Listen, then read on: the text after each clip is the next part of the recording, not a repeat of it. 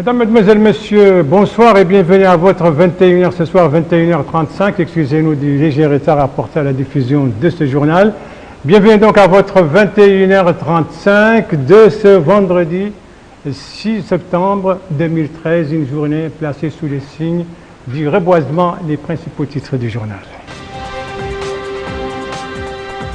Une visite, celle effectuée ce matin par le président de la République au secteur 5 et 7 de la ceinture verte de Nouakchott, l'occasion pour lui de s'informer sur place sur le travail effectué là-bas. Des réponses, celles données par le chef de l'État aux questions des journalistes au cours d'une conférence de presse improvisée, des questions qui ont porté entre autres sur l'assainissement à Nouakchott.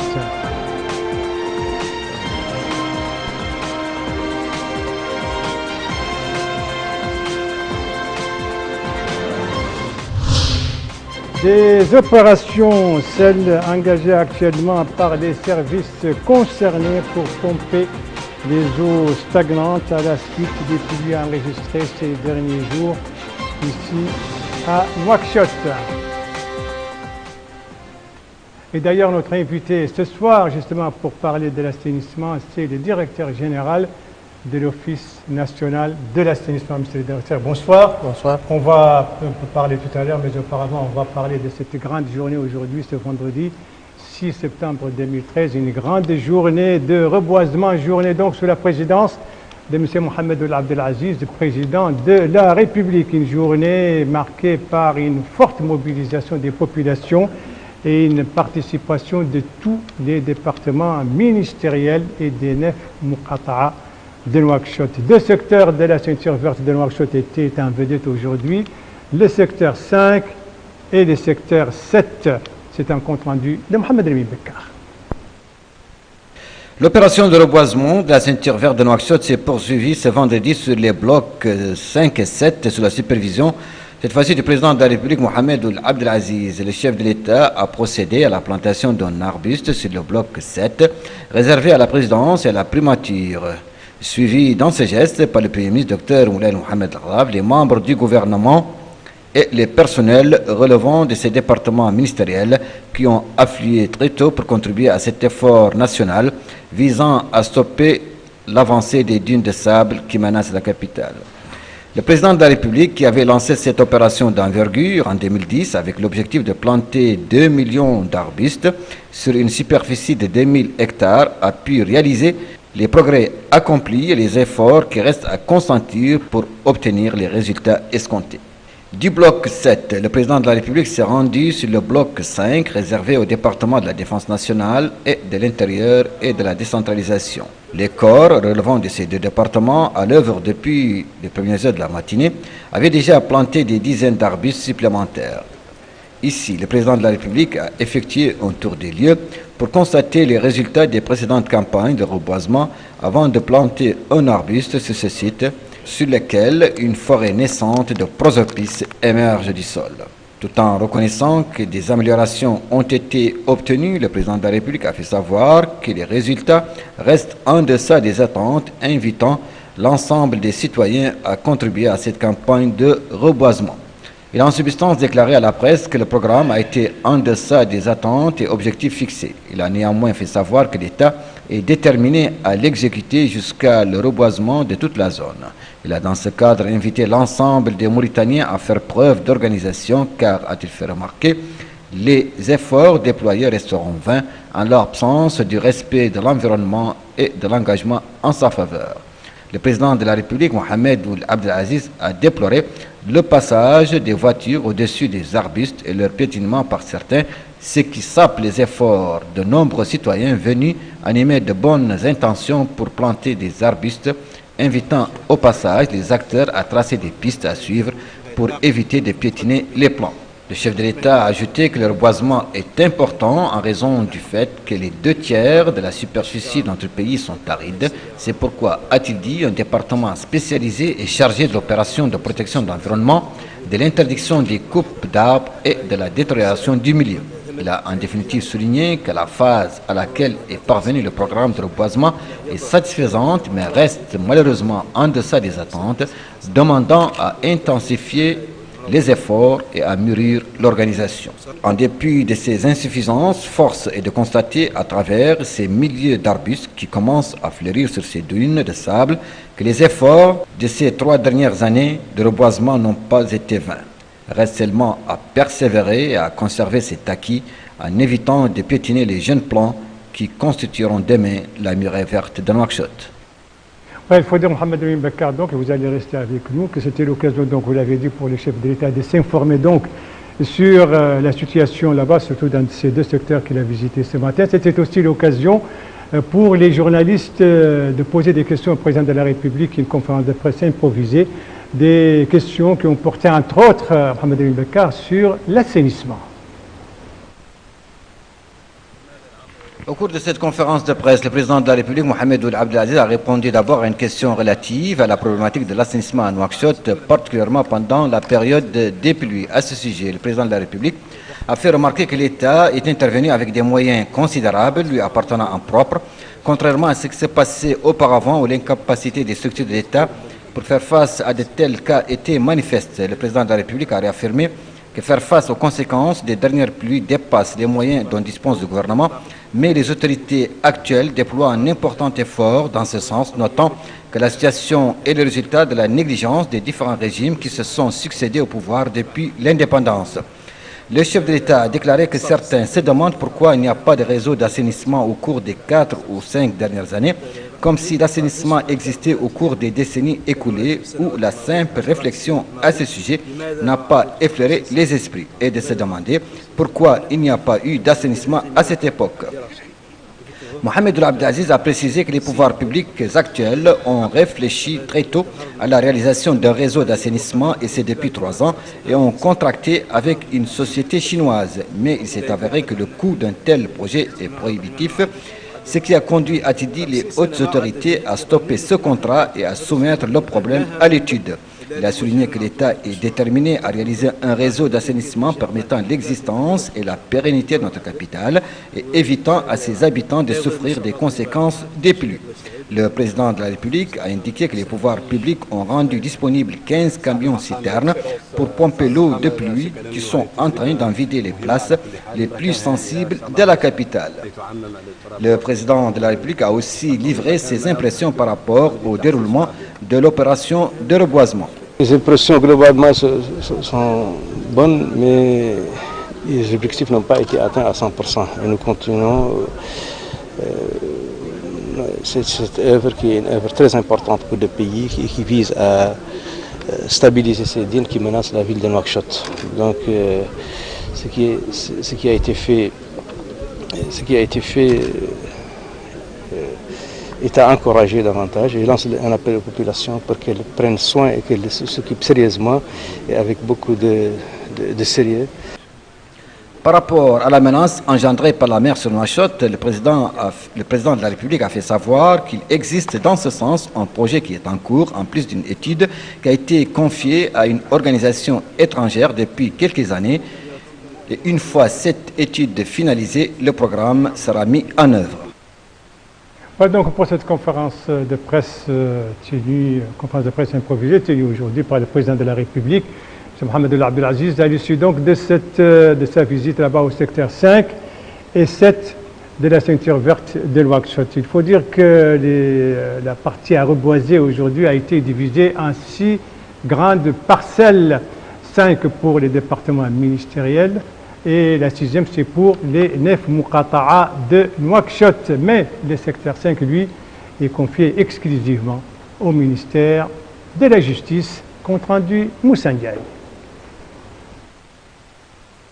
Le bloc 5 est un bloc réservé uniquement aux différentes unités des forces armées et de sécurité, où le ministère de la Défense nationale a pris toutes les dispositions avant le jour J afin que tout se déroule dans de très bonnes conditions.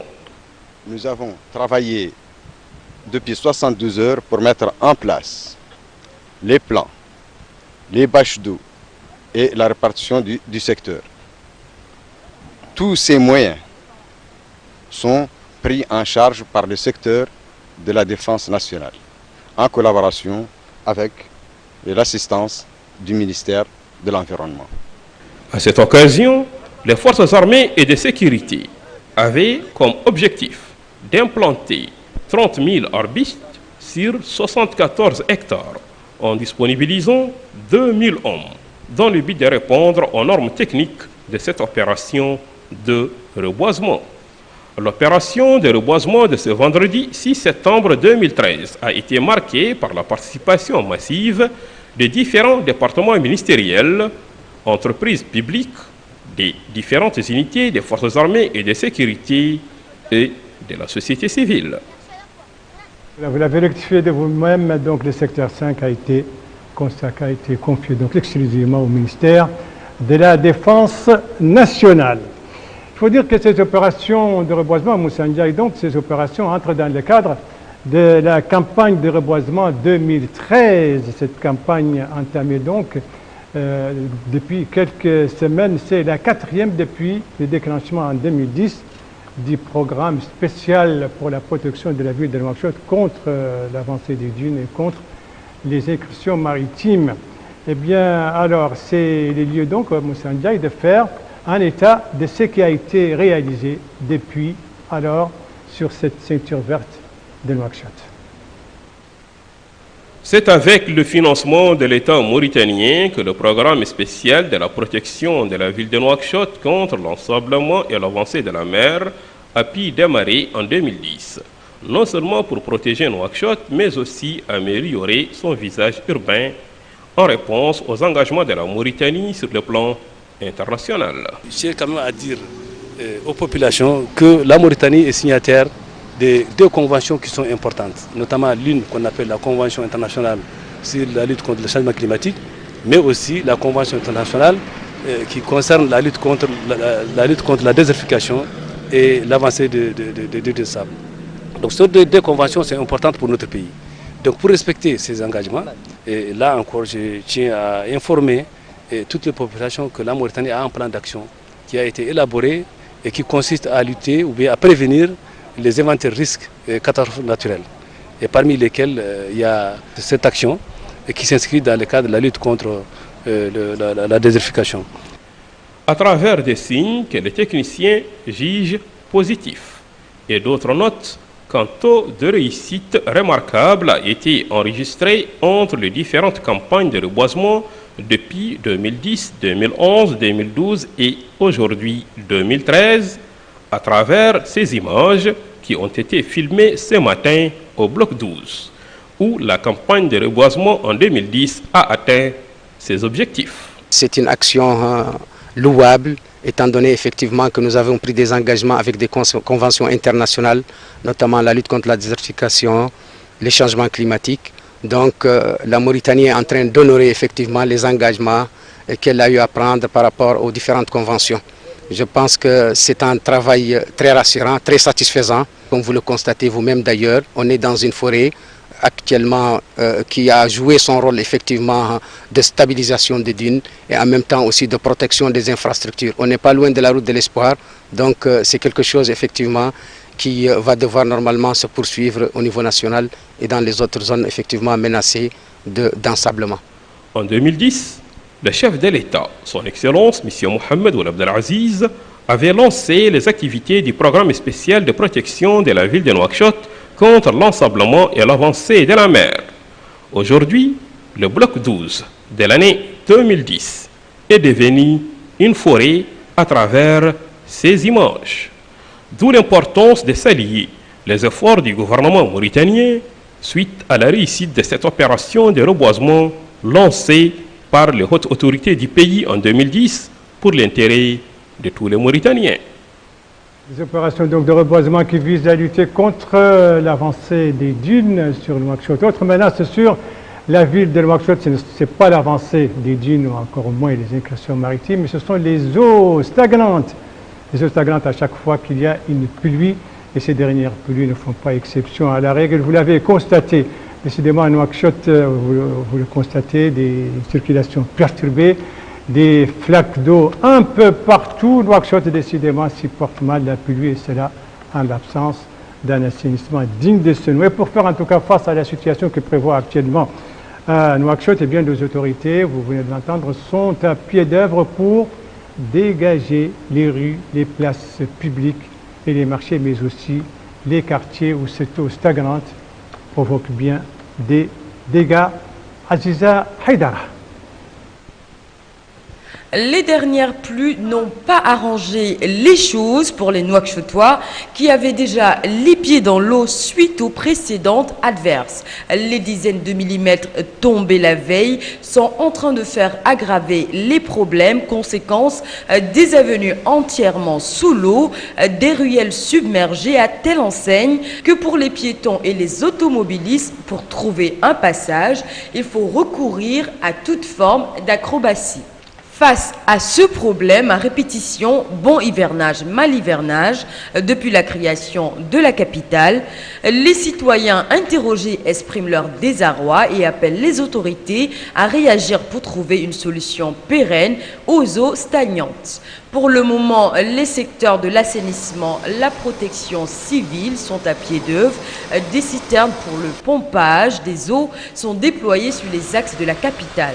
Une solution certes provisoire, mais qui a l'avantage de débarrasser les rues de la capitale des milliers de millimètres cubes d'eau qui stagnent. Cet homme de la société civile dit qu'ils interviennent avec leurs collègues, les autres corps de l'armée, au niveau de plusieurs axes de la capitale. Nous travaillons 24 heures sur 24, espérons être renforcés dans les jours à venir par de nouvelles citernes. Voilà donc, et pour parler de ça, bien sûr, notre invité, je vous le disais tout à l'heure, c'est M. Hamza Oulamar, qui est directeur général de l'Office national de l'assainissement. Monsieur le directeur général, rebonsoir. Bon, avant de vous poser des questions, vous avez vu ces images. Quand vous voyez ces images, quelle est la première idée qui vient en tête? Vous dites il faut vraiment un assainissement? Évidemment, bon, c'est pour cela. D'abord, je vous remercie pour cette invitation au plein de votre plateau. Concernant l'image, c'est une réaction tout à fait normale. Pour cela, l'État mauritanien a procédé à la création d'un département chargé de l'assainissement. C'était en fin de l'année, dernier trimestre de 2008. Depuis sa création, ce département a procédé à étudier les cas de l'assainissement au niveau de la ville de Nouakchott et d'autres villes sur le territoire national. Et en fait, dans l'immédiat, dans la situation qui prévoit actuellement. Dans la situation, l'État. C'est pas l'historique de l'ONAS que les citoyens qui intéressent les Nouakchottois qui ont les pieds sous l'eau aujourd'hui. Ce qui les intéresse, est-ce que cette situation, comment peut-on éviter une telle situation? D'abord, je vous remercie. Concernant l'histoire, il faut qu'on passe par l'historique pour savoir qu'est-ce qui se passe aujourd'hui exactement. Actuellement, nous depuis mi-mois de septembre, le plan Orsec a été lancé par le gouvernement mauritanien. C'est un plan qui subit de l'intervention d'urgence pour régler les problématiques de stagnation de l'eau au sein de la ville de Nouakchott, soit au niveau des axes, même au niveau des coins, dans les départements. Jusqu'à maintenant, la quantité de pluie importante qui a été déjà tombée au niveau de la ville de Nouakchott, qui est entre 90 mm au minimal et 140 au maximal. Nous continuons le jour à nuit pour travailler d'une action continue pour ouvrir les axes et d'abord libérer certains coins et certains établissements publics. On a des points qui ont des points fréquentés par la population, dont les hôpitaux et les mosquées. Le résultat, aujourd'hui, nous avons, alhamdoulilah, déjà, le jour même, après la pluie d'hier, qui était la dernière pluie qui était importante, nous avons déjà ouvert les axes principaux au niveau de la ville de Nouakchott. Actuellement, nous sommes en train de mettre l'action au niveau du quartier, au niveau du département, pour que les citoyens soient revenus dans leur d'habitude de circulation au niveau de leur vie. Mais justement, c'est une solution provisoire. Vous êtes en place depuis 2008, vous avez dit, n'est-ce pas? Oui.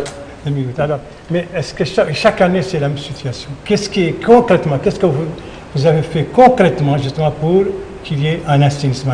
Qu'est-ce qu'on attend? Qu'est-ce qui bloque? Justement, d'abord, je tiens à vous rappeler que l'assainissement, c'est une action préventive. C'est qu'il faut d'abord été l'objet le secteur était l'objet d'une négligence depuis la création de la ville de Nouakchott. Ça veut dire qu'on part de plus de 5 décennies. Depuis la création de l'Office national d'assainissement a procédé aux études des études ou les schémas directeurs de l'assainissement pour la ville de Nouakchott et d'autres villes d'ailleurs. Aujourd'hui, nous sommes à la phase finale de l'étude d'exécution du projet de l'assainissement pour la ville de Nouakchott, qui est d'abord un très grand projet qui a deux volets, l'évacuation des eaux usées et les eaux pluviales à la fois. Et ce projet va entrer en action quand? On est actuellement dans les phases finales de l'étude d'exécution du projet. Ce qui fait qu'il y aura le jour dans quelques mois, Inch'Allah. Dans quelques mois? Dans quelques mois. Avant le prochain hivernage? Inch'Allah. C'est souhaitable. Mais c'est-à-dire que les Nouakchottois, ils ont toujours une peur bleue dès qu'ils voient un nuage dans le ciel, puisque ça a provoqué énormément de dégréments. Mais est-ce qu'il n'y a pas, dans les quartiers de Nouakchott, il n'y a pas un quartier où il y a un assainissement? Non, nous avons un ancien système d'assainissement qui se trouve actuellement au niveau de centre-ville. Concernant les Nouakchottois, je pense que les Nouakchottois aujourd'hui ils ont l'espoir, après ce qu'ils ont vu, après cette quantité importante de pluie que nous n'avons jamais fréquenté au niveau de la ville de Nouakchott. Et le résultat, quand même, c'est visible avec l'action que nous avons en train de le faire. On est d'accord avec eux, c'est une action provisoire pour régler le problème maintenant, mais comme je viens de vous dire, l'assainissement c'est une action préventive, on est en train de finaliser l'étude d'exécution. Oui, justement, c'est une action préventive, il faut prévenir les pays. Justement, on est en train de finaliser l'étude d'exécution du projet et il y aura le jour de démarrage de ce projet dans les prochains mois, Inch'Allah. Dans les prochains mois? Inch'Allah. 5, 6? Le prochain mois, c'est préférable de dire prochain mois. Prochain avec P majuscule ou bien? Peu majuscule.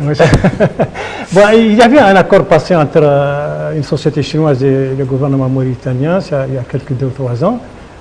Où en est-on? Je pense que vous l'avez eu la réponse tout à l'heure dans la conférence de presse qui a été émise par le président de la République aujourd'hui. Oui, mais on voudrait que vous le répétiez vous aussi.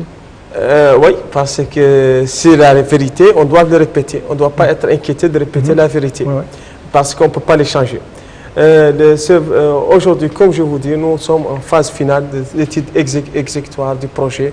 Il y aura le jour de démarrage dans les prochains mois, peut-être avec les Chinois, peut-être avec d'autres sociétés. Allahu Alam. Voilà. Monsieur le directeur, une dernière question. Est-ce que vous assurez les populations de Nouakchott est-ce que le prochain hivernage, ils auront moins de désagréments? Inch'Allah, parce que nous sommes sûrs que la prochaine hivernage, Inch'Allah, ils n'auront pas la même situation comme celle-ci. Parce que l'année dernière n'était pas comme celle de cette année, Inch'Allah. Donc ça veut dire qu'il y a une amélioration au fur et à mesure. Il y a des mesures concrètes, des mesures... Bien sûr, quel programme vous avez à court terme? À court terme, nous avons un programme d'extension du réseau d'assainissement existant. Nous sommes même en train de mettre en place un système d'évacuation pluviale au niveau des grands axes, au niveau de la ville de Nouakchott. Et c'est programmé et exécutoire de cette année dans le BCI de l'AS de 2013. Ce qui fait qu'il va contribuer certainement... Dans votre jargon, dans les jargons des financiers, c'est le budget d'investissement. Voilà, exactement. Donc, ce qui fait qu'il va contribuer à améliorer la situation au fur et à mesure, Inch'Allah. Au fur et à mesure à Nouakchott? D'abord, on a pu arrêter la dégradation de la situation d'assainissement au niveau de la ville de Nouakchott depuis 2012. Aujourd'hui, on est en train d'améliorer la situation. Voilà. Donc, le prochain hivernage, la situation va s'améliorer. Ça sera réglé, Inch'Allah. Ça sera réglé, vous dites? Inch'Allah. On ne va pas améliorer. Améliorer et régler à la fin. Voilà, monsieur le directeur général, merci pour ces réponses et que les téléspectatrices et les téléspectateurs, surtout dans les quartiers qui sont inondés aujourd'hui, attendaient. Et bonne chance. Merci. Bonne chance et prochainement pour le projet des réseaux d'assainissement. Merci. Venons-en maintenant à la récente visite effectuée au Tagan par la ministre des Affaires sociales, de l'enfant et de la famille. Eh bien, c'est une visite qui a été marquée par une distribution d'aide financière et matérielle octroyée aux coopératives féminines, mais aussi aux populations, aux couches les plus vulnérables. Alors, sur cette visite et sur ce qu'a fait la ministre durant cette visite au Tagan, des précisions avec Abdelrahman Hamdan. Cette visite qu'a entamée la ministre des Affaires sociales, de l'enfance et de la famille dans la wilaya d'Itagan a pour objectif de prendre contact avec la population de cette wilaya et de s'informer sur leurs principales préoccupations se rapportant à son département, mais aussi de s'enquérir de l'avancement des projets exécutés par son département. Au cours d'une rencontre avec les populations de la commune de Moujriya, en présence des élus, des autorités administratives et de la société civile dans la wilaya, Madame Aïcha Ferges a souligné que son département s'attelle à soutenir les franges sociales défavorisées à travers des programmes spécifiques et c'est avant de passer en revue les progrès réalisés dans les pays aux plans économiques et sociaux. Au sujet de l'action politique, la ministre a exhorté les femmes d'Itagan à retirer massivement leur carte d'identité et se faire inscrire sur la liste électorale en perspective des prochaines élections municipales et parlementaires, rappelant que le dialogue entre la majorité présidentielle consolidée et certains partis de l'opposition avait abouti à des résultats importants pour affinir notre jeune démocratie. Elle a enfin exhorté les femmes à accompagner les réformes en cours dans les pays et de s'acquitter pleinement de leur rôle dans tous les domaines de la vie en tant qu'actrices politiques et vecteurs de développement dans l'état de droit. Dans leurs interventions, les populations d'Itagan ont apprécié les projets réalisés par l'État dans le but d'améliorer leurs conditions de vie. La ministre a procédé par la suite à la distribution des aides financières en faveur des personnes handicapées des 3 communes de la wilaya d'Itagan. Madame Aïcha Ferges a par ailleurs visité une usine de dattes dans la ville de Tijikja où le staff se compose essentiellement des femmes de la wilaya. Elle a visité aussi une coopérative féminine gérée par des activistes de l'association de coopératives féminines de la wilaya d'Itagan. Merci de suivre la télévision de Mauritanie. La suite du journal avec le sommet du G20 à Saint-Pétersbourg. C'est en Russie. C'est un sommet qui s'est achevé aujourd'hui comme il a commencé. Il s'est achevé sur un blocage diplomatique en ce qui concerne la Syrie et notamment contre en ce qui concerne faut-il des frappes aériennes, faut-il une intervention militaire ou pas. Blocage donc diplomatique entre partisans et opposants à des interventions militaires dans ces pays. Les partisans, vous le savez, sont conduits par les États-Unis et la France. Les opposants sont conduits notamment par la Russie et la Chine. Et en tout cas, un tête-à-tête qui a eu lieu en marge de ce sommet du G20 entre le président américain Obama et le président russe Poutine, en marge donc de ce sommet, eh bien, cette tête-à-tête s'est achevé sans aucune percée en ce qui concerne ces blocages diplomatiques. Les gens disent qu'il faut punir le régime de Damas pour l'utilisation des armes chimiques lors d'un bombardement, c'était le 21 août dernier près de Damas. Les opposants disent qu'il faut, s'il intervient d'abord, il faut des preuves pour démontrer que le régime a utilisé des armes chimiques et il faut passer par les Nations Unies. L'actualité africaine à présent avec cet accord intervenu à Kampala à propos de la situation dans l'est de la République démocratique du Congo et avec le Mali qui a un nouveau Premier ministre. Des précisions avec Amina Abdelaziz. Le Mali a un nouveau Premier ministre, Omar Tatanli, fait ses premiers pas en politique. Ce banquier de 49 ans, nommé par le président Keïta, était jusque-là conseiller spécial du gouverneur de la Banque centrale des États de l'Afrique de l'Ouest, un spécialiste en économie qui succède à Diengo Sissoko, Premier ministre de la Transition.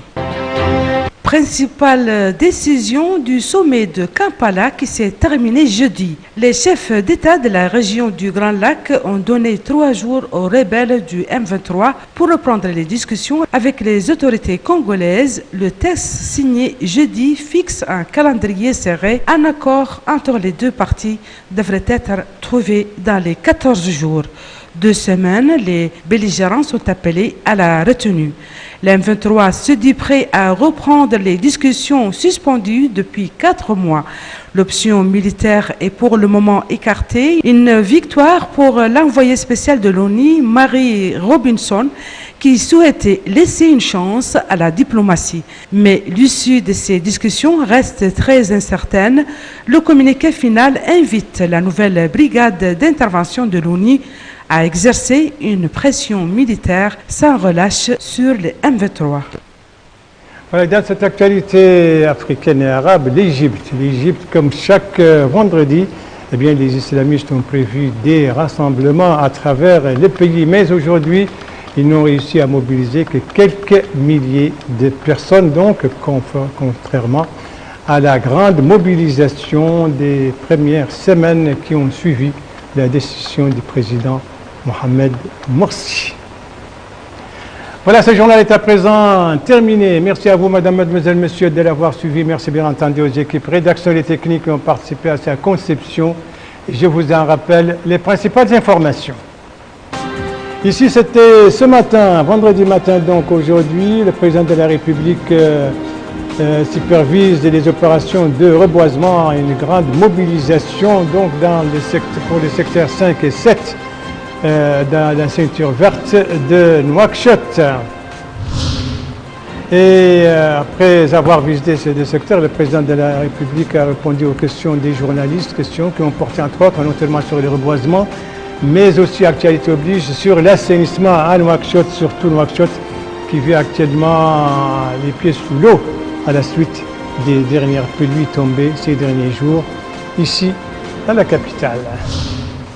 Et puis ici, ce sont les opérations justement de pompage des eaux stagnantes de la capitale, des opérations entreprises par les autorités concernées pour dégager donc les principales places publiques, les marchés, les rues de la capitale, ainsi d'ailleurs que des quartiers où ces eaux stagnantes ont provoqué bien des dégâts. Il ne me reste plus qu'à vous souhaiter une très bonne fin de soirée, une très bonne fin de semaine et à vous donner rendez-vous, Inch'Allah, demain aux mêmes heures, 19h, 21h30. Bonsoir.